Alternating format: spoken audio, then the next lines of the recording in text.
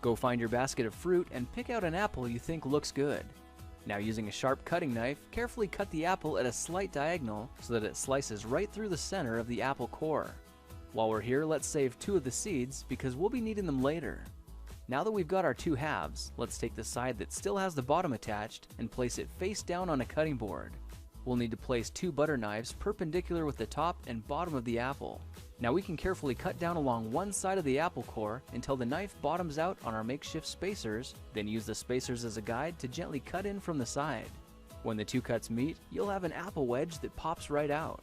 And while we're here, let's cut a piece from the other side the same way.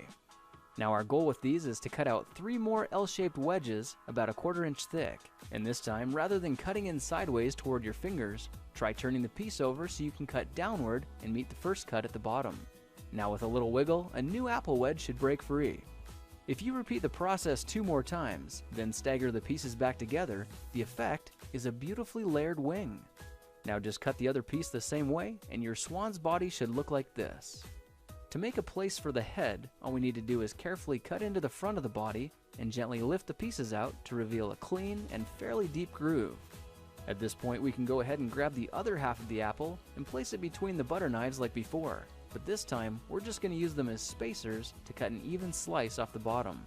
You can see that repeating this process 3 or 4 times gives us a nice variety of shapes and sizes. Now look for a piece that resembles a heart that's been slightly flattened on top. All it takes to form the swan head is 3 strategic cuts with a knife. I made 1 angled cut to form the head, a horizontal cut to form the neck, and 1 slanted cut at the bottom for the base. Now you should be able to see how this is coming together, and to clean it up a bit, just use your knife to round off the sharp edges. All that's left now is to place the apple seeds where you think the eyes should go, then use the side of a butter knife to press them firmly into position. When both eyes look good, simply drop the neck into place, and you're done. You've just created a beautiful and decorative apple swan. I spritzed mine with a bit of lemon juice to help prevent it from turning brown, then put it on display to show off for our dinner guests later that night. If you try using different apples, you'll get a nice contrast of colors, and every bird will look a little bit different.